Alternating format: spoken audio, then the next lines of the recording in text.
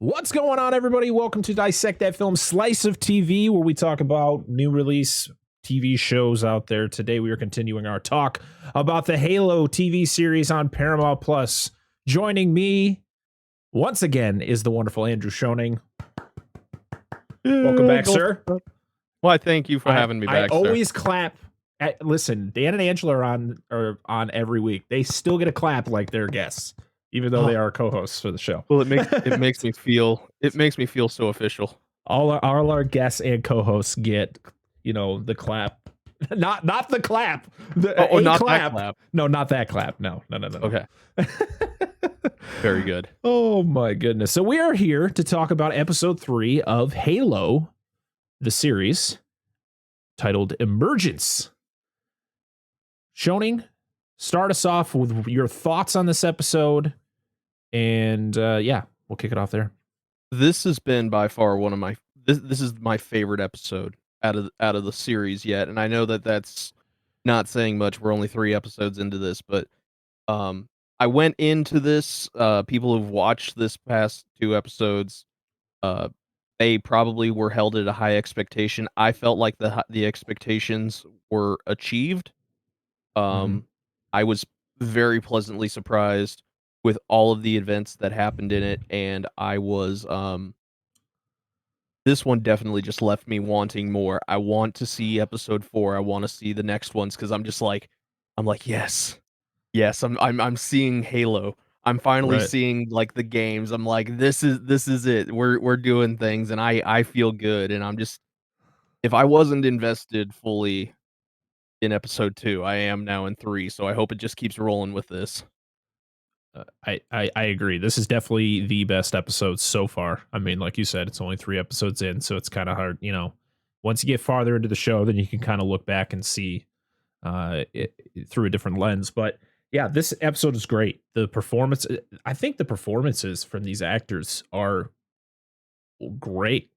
I don't want to say fantastic. I feel like I'd be putting it like way up there. I feel like you can always have actors do better.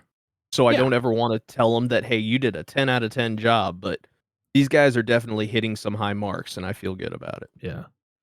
I think Pablo Schreiber is doing a fantastic job portraying this really just different look for Master Chief. And, because we're seeing John, aka Master Chief, just for people who are like, what? We're seeing him in a whole different light. We're seeing things that we've never seen in the games with this character. He's out of his suit a lot. Visually, we get to see him out of his suit, and he's going through some stuff. And of course, we see him. We see the introduction between him and a certain character, which we'll talk about when we get into spoilers. I love the direction they're going with this. I have a lot of questions on one of the characters and the kind of the things that come with that character. I'm having a blast. Have you been watching the behind the scenes series that they've been doing? I haven't, but it's on my watch list because I feel like I feel like from the little snippets that I see, because they always like to throw it at you during one of the commercial breaks on Paramount Plus. I'm just like one of those that I'm like, I should be watching that because I feel like they're going to dive deeper into why these actors and actresses are playing the characters and how they feel like they need to be portraying them. So I haven't personally watched it, but it's definitely on my watch list. Oh yeah. I mean, I'm a sucker for behind the scenes, like how they made it, or like just even interviews with the actors portraying certain characters, and you can either tell that this guy, that an actor is just doing it for the paycheck, or he's doing it because he's passionate about the project. Right. And I won't spoil what they were talking about, but so each one they interview a certain actor from the show. And I've only watched the first one because I didn't even know that they existed until I watched today's episode. We're filming on a Friday. I don't know when do they come out, on Thursdays? They come out on Thursdays. Yep. I don't even know. I watch them on Fridays.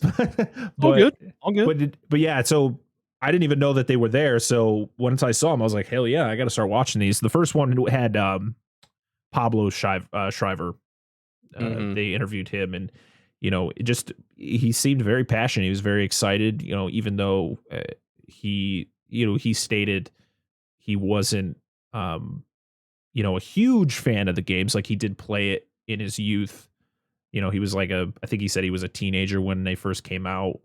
So he played here and there, but it wasn't like something, you know, but he knew the popularity of the games and how big of a deal it was for fans. So he wanted to do it do right by the fans, even if Mhm. most fans are kind of questioning what this show really is. Because like we talked about last week, a lot of people are just sitting here comparing to the games.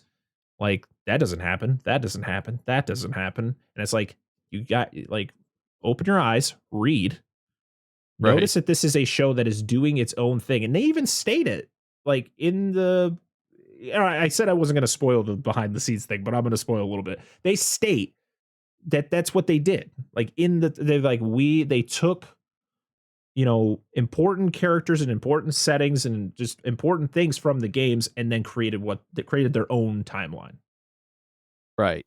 That's what we're getting. So people need to chill out, watch it, and watch it for what it is instead of what you're imagining it to be.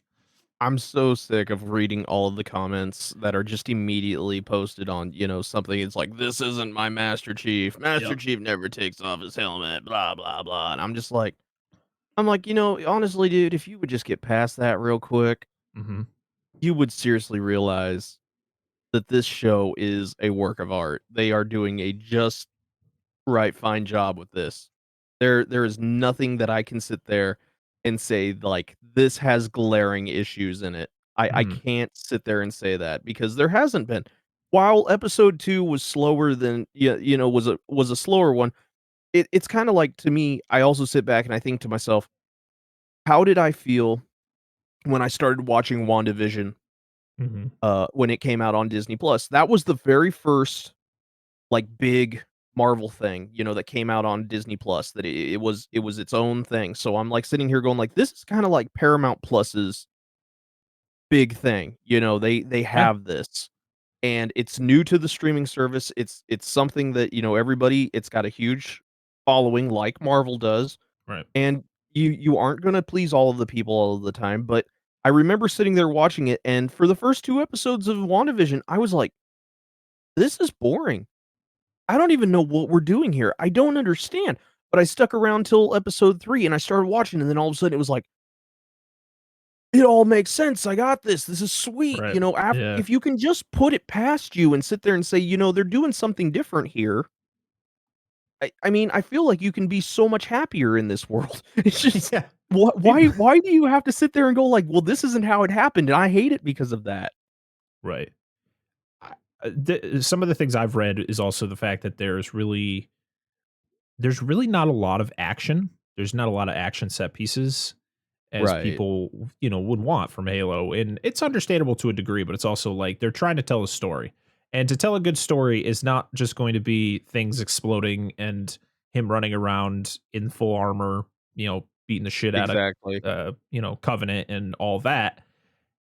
It's got to tell some, and this is John's story. This show is really its main plot point is telling John's story, you know, from him being an established Spartan, being like the leader of the silver team, and really, and then everything, just from touching this this thing is changing his entire trajectory through life. But it's also helping to create other things that we'll talk about later when we talk about spoilers. This show this show's doing a lot of stuff that I'm enjoying, even though yes, there are some spots where it's like, okay, we could have cut this down 5, 10 minutes. Mhm. We didn't need all this. I feel my biggest gripe with this show so far is kind of the conversations between um God, what the heck is the character's name? It's the one that works with that she lives with the Covenant, like the higher ups there. Oh, yeah, I know what you're talking about. Uh, M Mac Mackie? Is that I think that's McKee? what her yeah. McKee? Yeah. It's Charlie Murphy's character, and yes, I kinda share that exact same grievance with you. It's just it's tough. Mhm. I don't wanna dive too far into it because I feel like we need to discuss more of that in spoilers. Yeah. Oh, definitely. I really, like I stated last week, I think the thing I'm kind of afraid of with the show is that they are going to put out too many plot lines and it's not all going to coherently come together. Uh, Right. I mean, they have, so Paramount Plus has already greenlit season 2, so we don't have to worry about, like, as of right now, we don't have to Mhm. worry about Halo being canceled, which is always kind of that worry when you're watching a first season of a show, especially with some of the negative responses from fans, like, oh, it would suck if they built all this up and then the last episode happens and then it gets canceled. The fact that we're getting season 2 kind of gives me a little bit of a relief. So I know we're going to get answers to a lot of questions that we might have throughout this first season. People got to realize too is that Mandalorian season 1 wasn't great. Right. If you're a Mandalorian fan out there, season 1 of Mandalorian there was only a few episodes that were like really strong, and the rest of them were kind of just fillers or boring. They took that, they saw what worked and what didn't work, and then season 2 came out and it was a freaking everything. It was a banger. It just everything fit Yes. perfectly. Like, well, it all the stories made sense. They were cohesive with each other, and season 2 was, it knocked it out of the park. So that's what I'm feeling. At least for most fans, hopefully that's what you get. For me, I'm enjoying the hell out of this show. Schoening's enjoying the hell out of this show, and we're gonna keep talking about it every week until season finale. And then we're gonna just wish that there was more anyway, so Exactly. Then after that, I'm probably going to just play all the games over again because I haven't played them in yeah. like 15 years. So I need to hop back into them. So let's hop into spoilers. I feel like it's long enough that we're holding it in. We're already about 15 minutes into the show, so it's like we need to talk about spoilers. So if you haven't watched season 3, episode 3, Jesus, I'm jumping like 4 years in the future. If you haven't Please give us watched season episode, 3. if you haven't watched this episode yet, please go watch it before you watch this review. Or if you want to get spoiled, stay here. Keep listening. We'll spoil it for you. Yeah, we're going to. So this episode, it opens up to like this it's like a trash planet. It kind of reminds me of the trash planet from Thor Ragnarok, the one that Yes. from Shakar. Where everything that's missing goes. Yes. Yeah. And we see these two little kids, and one of them is reading a story. This little boy's reading a story to this little girl, and it's literally it's a slave planet, because literally you have the overseers, and then you have the people who are just, their lives consist of like picking up trash and like Mhm. going through the trash. And these kids are hiding. Even like the kids have to work. So they get caught, they run away. The freaking little boy gets killed. I was like, damn, this show is going dark. I was gonna say, like, they killed the little boy, like, Yeah. by beating him, by legitimately beating him, and I'm just Yeah. like, "Oh, so we're just gonna show," we showed nudity at the end of episode 2. We're just gonna show, like, child brutality in episode 3, like, right off the get-go. So, hey, what else are we going to see? Don't worry, we get some man ass in this episode. Yeah, we do. You're right. You're not wrong. They're like, yeah, we gave you the girl, we gave you the lady ass in the last one. So here we go. Here's some man ass. And we're like, We're all we're right, gonna man. tailor to everybody else now. I didn't hate it. I mean, I mean, not gonna lie, he Pablo looks Schreiber is good. he's a fine man. But yeah, so she gets caught. She takes the book that they were reading, and she ends up running into more of these overseers, and they start to beat her. And then this was what was confusing: is you see the Covenant ship, and everybody reacts, so they start scattering and running. And one of the overseers says it's grunts, and I got so excited. Because you thought you were gonna I see grunts. I thought I was going to see those little bastards run from like But then it was two elites. I was like, what? Those are grunts. What are Yeah, you these are doing there? grunts. What are you doing? Don't do that. Don't say these are grunts because they're like just they're lower on the totem. No, I want to see actual grunts in this show, Halo. Come Can I on. just can I just say that I feel like the grunts are going to be like what Master Chief's taking off his helmet should have been. Like, we're Right. not going to see grunts until, like, the Oh, season finale episode, and we're just gonna finally, like, we get to the season finale, and then all of a sudden there's gonna be, like, 2 grunts that are just, like, talking smack and running across the screen, and we're just yeah. gonna be like, "This That's whole it. season is worth it. We're Yep. done. That was I it. can That turn was it, this guys. off. Give me season 2. We're good." Oh man. Yeah. But I was I heard them say it's two grunts. And I legit got like my eyes went really wide. I was like, and then two elites came out and I was like, no, what? Oh, you Disappointment. oh, you got me, guys. You They you did. got me. They did. So the grunts, air quote, they pretty much like destroy these overseers. They just knock them like a baseball out of the park.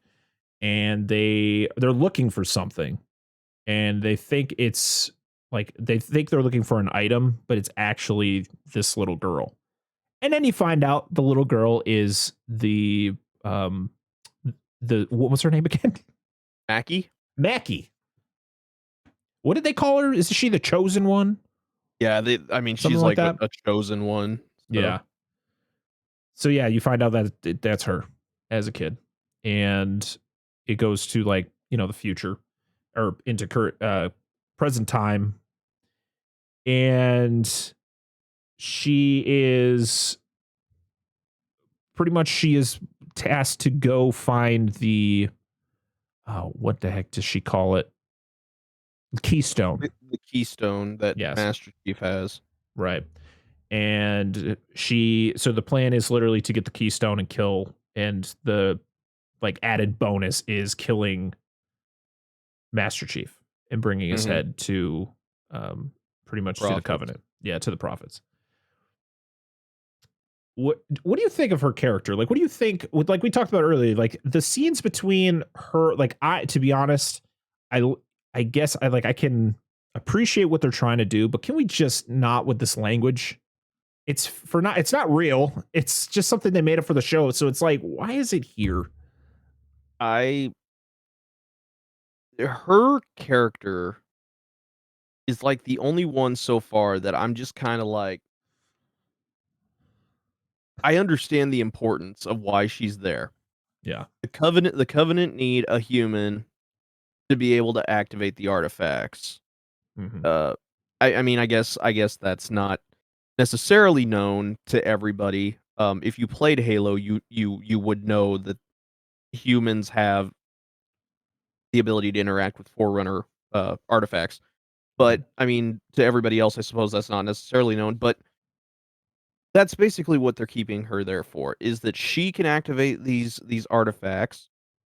Um, Somehow she is able to see where the artifacts are. That hasn't been touched on, but Yeah.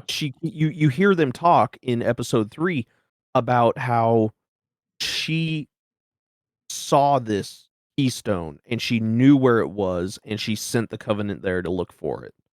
Yeah. And it was and according to the past episodes, between Mercy and her, uh, they say that they found it right where she told them it was. So somehow she's got this foresight. Now I'm wondering whether her ability to do that isn't kind of like the visions that John is seeing, Yeah. because you kind of find out later in the episode that John's visions, he's seen one of these keystones Right. before. Yeah. And at the end, they're headed off to find supposedly the second keystone. And so I'm wondering kind of whether that doesn't have something to do with it a little bit, but it's just they gave us a little bit of a backstory into her character, how she came to be with the Covenant. But I was a little let down, to be honest. While I understand there's still more episodes to branch out, why she went to the Covenant and how she became, think this way where she hates all humans. Right now, I mean, basically, the only reason that you think that she hates humans is just the fact that she lived on this planet, she got beat once, Mhm. and just all humans are bad. I mean, that's just how it goes. I mean, Yep. all humans are absolutely terrible, and I'm sure that probably came also from years and years of, if you wanna call it, brainwashing by the Covenant and stuff like that, living with them and stuff like that, Right. but it seems like there's just such a hole in her character development, and I honestly hope they fill that. Yeah. Um, just how why what is just driving her to do what she's doing? I mean, Mhm. uh, because it's like you said, she goes off to find this keystone, but she promises the prophets before she leaves, she's like, "I'll do you one better." She's like, "I will bring the The D demon," being Yeah. John, "I'll bring his head back." And I'm just like, Alright. "Okay, that's extreme for a guy that you legitimately have never met other than the fact that you know that he took your precious stone," but Yeah. whatever.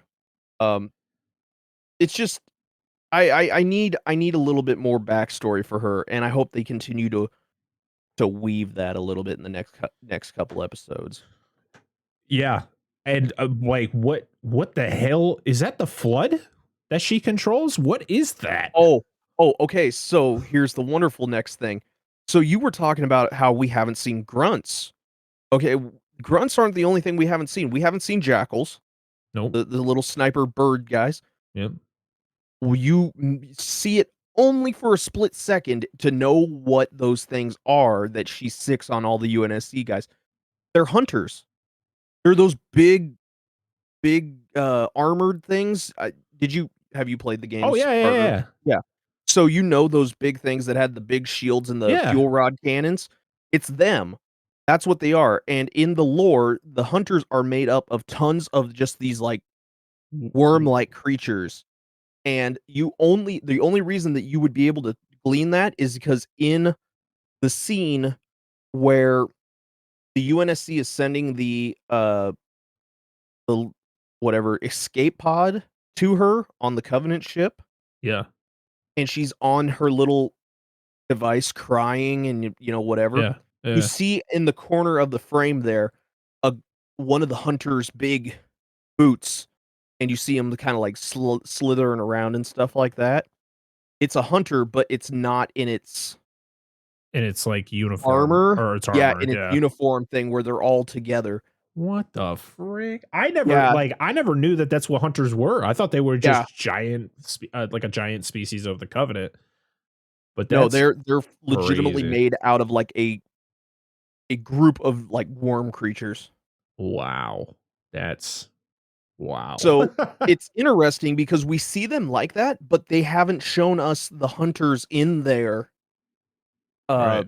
in their actual forms. Yeah. Um, it's gonna be interesting because, at first, we were only introduced to the Sangheilies. I mean, we've seen the elites and the prophets, and now you got, like, this little taste that, hey, the other factions of the Covenant are here. We're just not showing them to you yet. Yeah. I really hope we see more of the Covenant instead of just the elites. I like the elites. They look cool. But give me more. There's so many different of characters of the Covenant that are just so interesting. I mean, listen, I'm a grunt. I love the grunts. I was gonna Give say me we still want the grunts, so one of the best part of like fighting the Covenant is just going and slapping is literally button hitting the freaking grunt with the butt of your gun and listening to him just scream, or like he says some quirky, he sees you and they scream something as they talk to each other and run away. It's so great. We need that. We need that little bit of like fantastic. humor with this. I'm I'm gonna be really upset, like I said, if there's not at least some of that before the end of the season finale. I will be so upset. Yeah. I would be pretty upset too. Uh, Another part of this that's kind of like, where is this going to go? That kind of seems like it doesn't need to happen is the Quan storyline, where she needs to go back to Magical and mess with Yeah. the guy who's like in charge there now. And Yeah, I'm just like, Kaiju dude. yeah, I'm just like, okay, like I I think that's the thing that I'm kind of worried about with this show is like I'm enjoying the John aspect of the show. I'm and I know that the Mackie plot, is going to intersect with John, but then you have those side stuff. Like you have, Quan going off, she's with Soren and then she's pretty much like, I gotta go. I gotta go back to Magical and fight. And it's like, okay, I don't really care about that right now. I want to see where this thing is going. Right. Stop adding more plot lines where you're expecting me to care about every single one. No, I want to know that where we're going with John. And now, and we got introduced to probably one of the most popular characters in Halo history, Cortana. She's finally here. Yes. She's voiced by Jen Taylor, who has done the voice of Cortana since Combat Evolved. She still sounds fantastic. I mean, I know Oh, there's ways to make her voice sound pretty similar to, what she sounded like throughout the years, but damn, so good. What do you think of her look though?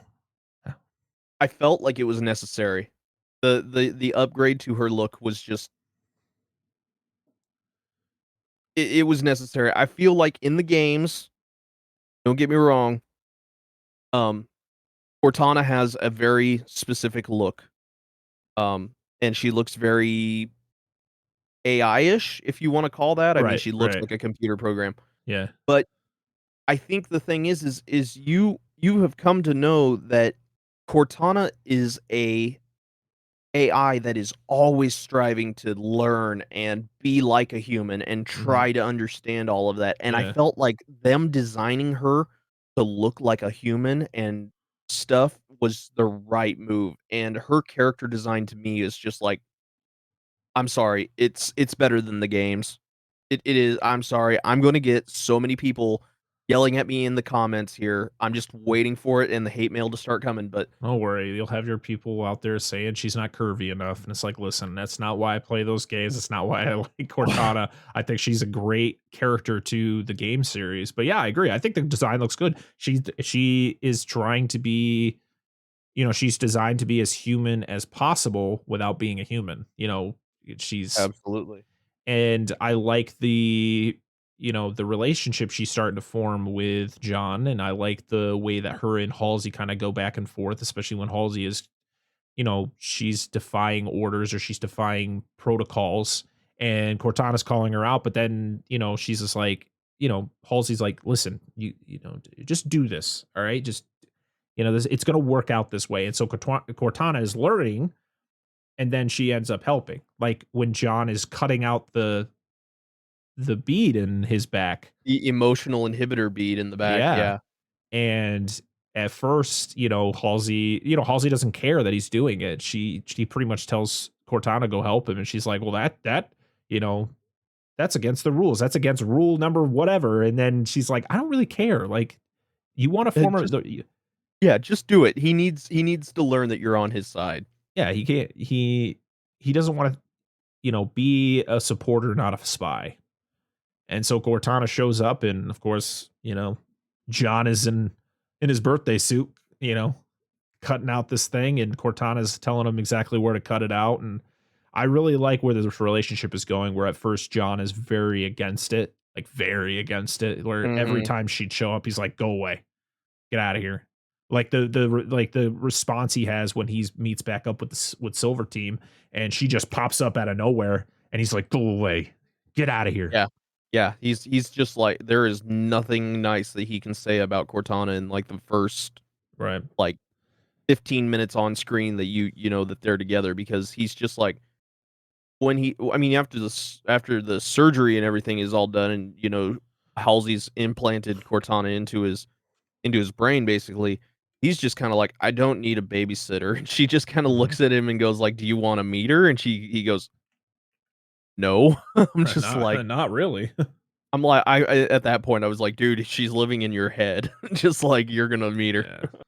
But hearing Jen Taylor's voice was just like, oh, Oh, that's nobody what else did it can be for me. Cortana. Nobody else could be the voice of Cortana. I know the original. I know that the actress who plays Halsey, she was originally supposed to play Cortana. Like they were supposed to.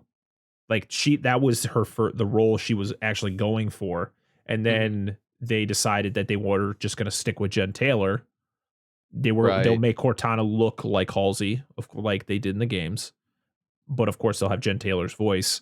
And then they like, no, we don't want you to leave. We'll give you a different part. So they gave her Halsey instead, which I thought was great. I thought it was a good I choice. I think the casting has been pretty spot on, and while, the voices are different because, like, in the games, obviously, Halsey and Cortana have the same voice Hmm. because Cortana's just basically a clone of Halsey. Yeah, Um, I still think, like, it's close enough.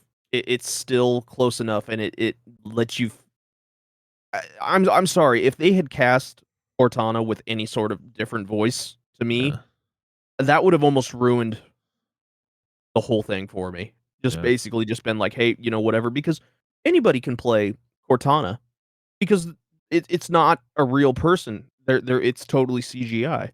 yeah, I mean, they don't need a face on this one. So the fact that they were like, "Hey, we are going to pay Jen Taylor to come back and voice this character," was like that to me was showing that these producers were like, "We gotta do this right." hmm, Because they could have just cast anybody here. They could have just been like, "We don't care. We didn't read the source material. We didn't play the games. Who cares?" Somebody had to sit there and say, "Nope, nope, we need her." yeah. We need her. She is she is Cortana in Yep. every way, shape, or form. So yeah, so John goes through a lot of different things. He at first he touches the artifact with the chip still inside. So he's still seeing the visions and trying to figure out what it is, but it's not until he takes the chip out it that when he touches it again, he gets more, out of it. Like he gets the full story. His father, it was pretty much like his parents kind of sucked from the last vision you see. Or Yeah. like, oh man, like he's at first you think it's like a dog, like they're burying his dog in the backyard, but then but John thinks it's the other artifact that goes with the one that he's been touching. Mhm. Because you see him, like, drawing a sketch of it. Yeah.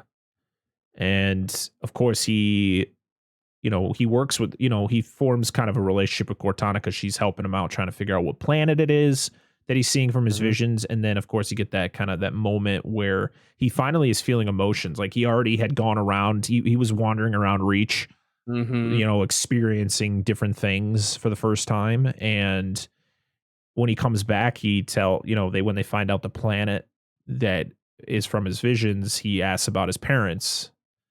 And I guess the planet had like a massive, like, there was an infection that spread across the planet, and his parents were part of like a quarantine. Like there were some people who couldn't leave the planet because of this, uh, infection. Right? It was like some sort of plague or It was something. they just call it a plague, Yeah. basically. Do you think this is the flood? I had my thoughts behind that because of how they just, like, they made it so that it had to be, nobody left. Yeah. Nobody leaves, and I'm just kinda like, "That seems pretty pretty radical." I mean, Right. for the UNSC, who's basically got, like, unlimited resources, to be able to send, like, medical teams and stuff in there, Right. especially since they kinda talk about how this planet was part of a program to seed life on other planets, as humanity Yeah. expanded out. Yep. And I'm kinda just sitting there going, like, in the back of my head, and I know I'm probably reading way too far into this, but I'm sitting there in the back of my head going like, "Man, the UNSC just wasted a lot of resources to get these people out there, get them set up, and get them, living, and now all of a sudden you're just kinda like, oh, you're all getting sick, so See ya. bye." And it's just and that's it, and then they just tell people that we're not gonna help them. But somehow, and this is what's sending up the biggest red flag for me, is somehow they come and they take John from him, Yeah. and then that's okay. So John Well, could have been infected, so why right. take John and not Right. everybody else? Well, there's the It thing is like it like maybe he still is. Maybe it's something that they couldn't see in him when they took. I mean, I don't know. I feel like I'm probably stretching a little bit, I but well, that's why I'm thinking it could have been the flood was because he just wasn't infected. Everybody else was. They turned into yeah, mutant floody creatures, and he hadn't. They somehow somebody you're gonna find out somehow in his backstory, some marine or somebody came and saved him, just in the nick of time. They shot off a bunch of floods I don't yeah. know, but I I really have hope a it is the feeling flood. I really hope. I I really hope they don't create something new when you already have this established, thing that you can use. Yeah, it doesn't need to be like this. The way that the show's already been going, it doesn't need to stick strictly to what the game has done. But like you have the flood, use them. Like if you're going to talk about well, infections or a plague, the flood is that perfect thing. Like to be able to let's just imagine episode 4 as they land on this planet and they're exploring and they run into these massive flood creatures just lurking in the forest, just running around, destroying things. Like that's what I want to see. I really hope they don't just create something brand new where it's like, well, you had it right there. Like it was easy. And people are going to be like, "Oh shit." Like, they're going to have that oh shit moment. the thing is that if Halo is going to continue to run, the flood has to be introduced at some point. Yeah. I mean, You can't run uh this TV show and not even just make a nod to the flood. The right. flood is legitimately kind of like the big baddie One of the scariest in goddamn things in 1, video 2, and game 3. history. Well, yeah, kind of because The they're the just like, the ship the ship mission where you have to run around and destroy all the flood, where it's Mhm. literally the entire dude. It's one of the scariest levels of a video game I've ever played. It's yeah, no, the flood is one of those things that was just made of nightmares. It is Yeah, just legit. and I'm It's I'm oof. kind of I'm kind of both excited and deadly afraid to see, like, flood in, like, good CGI. Yeah, especially because they were scary and like They were scary Xbox in graphics. yeah, and I'm just like, I don't know if my little brain is ready to see, like, actual, like, human beings with, like, you know, sticking out of them. I'm just like, I don't know if I'm ready for that. No, this show loves to show you some really like just cringy, Mhm. like kind of what the hell kind of moments, like when so Halsey has a conversation with her clone. So it's a flash clone, so they're very much the same mind. Where the clone knows a lot about like what's going on, and like they talk about John and all this other stuff. And then so like we were talking about and you said it, like they're using her for her brain. They're gonna kill her, transfer her Yep. brain, over to into Cortana, and then she's dead. Which it's gruesome how they do this. Oh my gosh. I still have a little bit of a cringe for that. That needle shot, man, or it just lingers there and then it just right into her eye. I was like, ah, Yeah, oh and then man, and then on top of that, like, after the whole thing's done, just a little trickle of blood out of her nose, yeah, I'm and just out like, the side of "Okay, her eye, yeah, yeah, we already knew she was dead, guys. We did not right, need any more confirmation to that." And then they just drop the dead body in an acid bath and just basically just get rid of the body. I'm just like, yeah. Well, "Okay." we know that other doctor is in love with Halsey because he tries to kiss the clone, but she walks in right Mhm. as he's about to, because that was probably the closest he was ever going to get to being with Halsey. So Yeah. He that's it. was He's a weird character, man. Like he he is creepy. you're kinda starting to see kind of an unhinged side of him, and I'm just kinda like, Yeah. "Oh, okay, so he's kinda the creepy, like, stalker doctor." Yeah. I don't know. He's made me uncomfortable, to be honest. He does have a very cringy personality behind him. Yeah. We also see Miranda Keyes. She's tasked with running a team parallel to her mother, which I thought was pretty funny. And it's pretty much one of those things where, like, Commander Keyes and the Admiral, I'm not going to try to pronounce her last name. They pretty much are like, okay, so Halsey's going on a trip with John or with Master Chief. And so go take, this is your time. Like it's one of those things where it's like you can't work together. It's like this person's out of the room. Go touch it real Yeah, quick and then yeah, get yeah, out of there "Hey, this before is she your comes chance." back. Yeah, I thought that whole thing was pretty funny. I feel like there's not we're not getting enough of Miranda Keys, and I want to see more. I want to see more with her. I feel like it's just not enough. We get like a minute and a half of screen time of her talking, having a conversation either with her father or the admiral, and then that's it. We don't see her for the rest of the episode, and I'm like, where? We need more. Give me We need you more. in here. Why can't It like I want to see an interaction between her and Halsey? Where I know that's probably going to happen at some point in the series, so I'm asking too much this early. Well, it's like you said, though. I feel like the whole Miranda Keys thing is one thing that's just not going to be tied up with a nice little bow by the end of the No, season. I And agree. it's like you're sitting here and you're just like, Miranda Keys is destined for greatness. You know she is. She's got to somewhere because in the games she plays such a big role. Hmm. And right now, she is such a side character. Yep. She is like a total second thought. I mean, it's like you said, she gets like a minute and a half of screen time. And Yep. most of the time it's just her complaining about her mom. And Pretty I'm much. like, this character is not being used. Nope. What do you think's going on with the I can't remember which member it is of Silver Team that Yeah, is which it's one like is that? spying on John. Like she sees him taking the chip out and like she's always around when something that's probably not supposed to be going on is going on. Is Does it she have a is it crush on Kai? I him? think it's Kai. Maybe. Does she have Um, like feelings for John, you think, even though she also has this emotional, the suppressive chip in her? I don't know what to think, but you see her really watching after after Cortana kind of introduces um herself to the team, and talks Yeah. about, "Hey, I'm gonna be helping Master Chief," stuff like that. And then you kinda see her, after John takes his emotional inhibitor, thing out, you see her kind of watching him again, and I'm kinda like "Is she" they talk about these Spartans, they're all like, "Hey, we trust you. We trust your decisions." Is she starting to turn on John? Or is she like you said, is she jealous that now John's got Cortana? Or is it what is this dynamic here? But I mean, like, you only see 2 shots of this, and you're just kinda like, what is Yeah. she doing? What's in Right. her mind? Yeah. It's definitely weird. But like we said, this is or episode. I keep saying season. This is episode 3.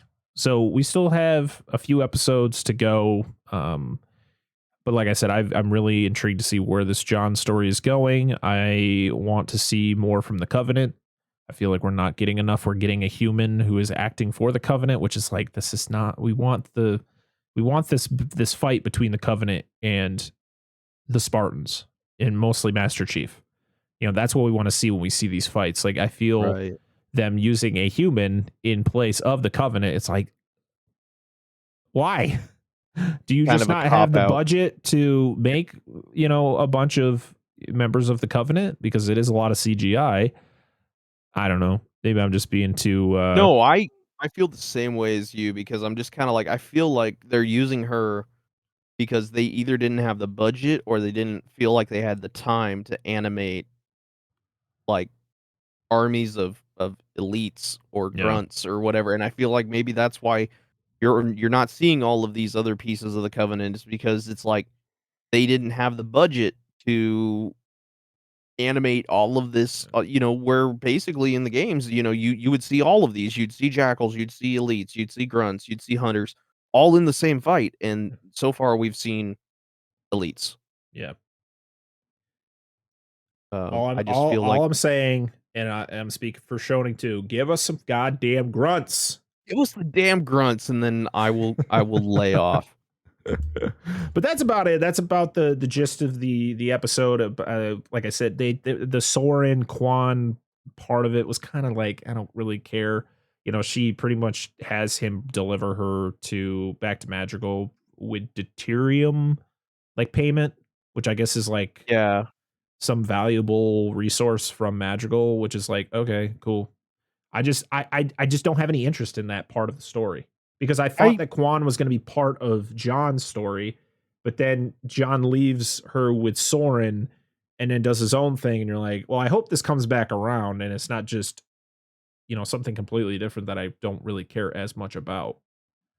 I feel like, I mean, obviously, John and Quan have to cross paths again Oh here. yeah.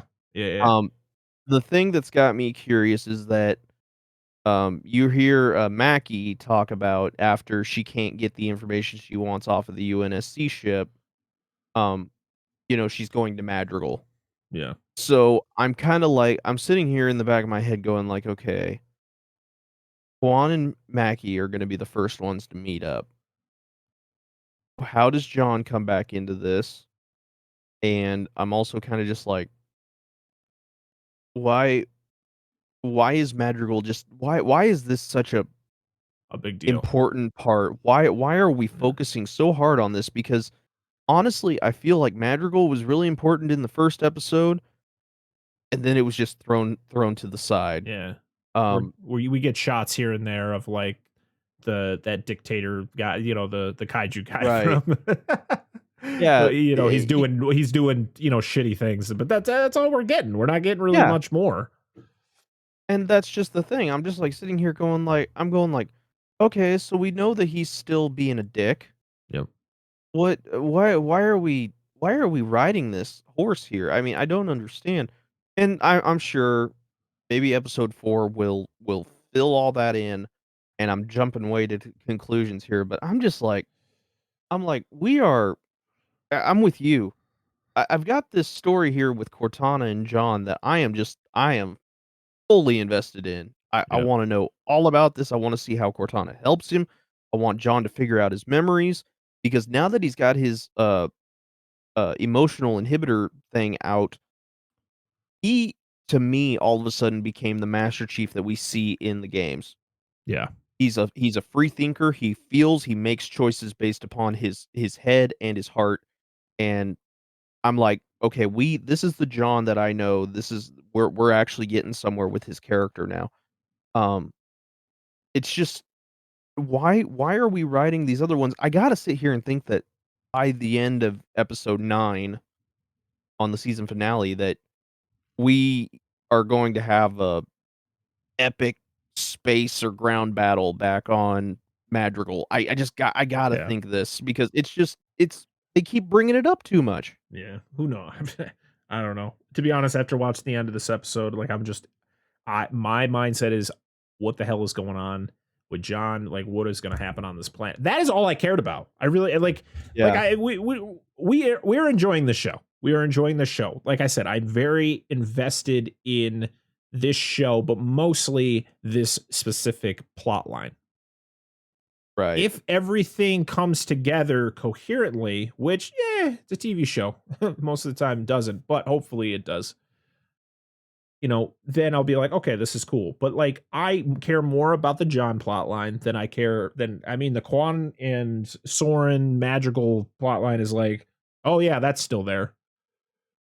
Or I Mhm. feel like the Mackie situation is going to meet up with John because she's looking for the artifact and she's looking for him. So that's going to all make sense, hopefully. And of course, Halsey and Cortana are part of John. So that's, everything that's happening there. That's what I care about the most. Stop adding 17 different plot lines for me to hope to care about and then try to make it all make sense in the end. Cause most of the time it doesn't work. Hey, and most TV shows that try to do that, it just doesn't work out. Mhm. So we shall The only see. the only thing I feel like that this TV show does have going for it is that each episode is an hour long. Yeah. So if we look at it on the bright side, they have 6 hours of screen time to weave us the rest of this web. Yeah. And I mean, I gotta sit there and I gotta think to myself, I was like, "Well, if this was a movie, technically the movie would have been over by now." Hmm. I mean, you would have had 3 hours of screen time. We would have been well done with a normal movie right now. Yeah. So I keep sitting here thinking to myself, like, if they got 6 hours of screen time, surely they can start to kinda put a bow on some of these topics that they've already brought. Because I'm gonna put it out right here. I'm gonna tell you what I think the end of the first season's gonna be. Reach has gotta get glassed. It's gotta go. Reach has gotta be destroyed. Right here. I'm calling it because to get to Halo, at least in the video games, Reach had to be destroyed. And Mhm. mm, I would almost bet $20 to say that you're not going to see actual Halo in this first No, season, except for maybe a end credit or, like, last shot at the end of the finale. I see that happening. All of that. I I do. I'm sitting here and that's I guess I think that's what's bothering me the most, Parker, is we're dealing with all of these things, and you've brought up many good points about the whole thing, and then we gotta deal with Madrigal, we gotta deal with Quan, we gotta deal with all of these I call them side quests. Yeah. That's But, what they are. in my head, I've got this thing where I know, like, the end of this season has gotta almost end up, and it's gotta be with the Covenant's gotta go attack Reach, Yeah. and Reach is gonna the UNSC is gonna lose, Uh, yeah. I feel and sorry. I feel yeah, I feel like the whole because Mackie, she's going to find the artifact. She's going, and the artifact is on Reach right now. John and Mhm. Halsey are gone. That's that Yep. perfect opportunity to like pretty much destroy Reach to get the artifact. And then it's kind of like by the time John and Halsey come back, it's too late. Yeah. No, I feel like something's gotta happen there, so I'm sitting here in my head trying to trace where the next 6 episodes have gotta go, and I'm Yeah. just like, we have got to get so far in a story to get basically in what I think is back to Reach, Right. and I'm just like, I hope we can do it. I Let's hope we hope. can do it, Let's hope. Well, but that is going to be it for our discussion on episode 3 of Halo. What did you guys think of the episode? Did you guys enjoy it? Did you not? Please leave a comment down below on the YouTube video. Make sure to like the video and subscribe to the channel if you haven't yet. If you listen to us, make sure to rate us on any of the podcast services, Spotify. Leave us, you can rate us there. Good Pods, which is a new podcast app that I have been listening to all of my podcasts on. You can rate and leave reviews, just like Apple Podcasts. So do that if you listen to us on Good Pods, and leave us a review on Apple Podcasts if you listen to us there.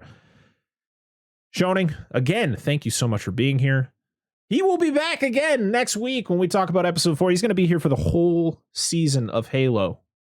I'm excited. It's been a great 2 weeks, and I can't wait for the rest of it, especially being able to talk to somebody who has as much passion about Halo as you. Again, thank you so much for being here. Thank you Until for having next me. time, I am Brett Parker. That is Andrew Schoening. This is Dissect That Film, Slice of TV. We'll see y'all next week. Bye.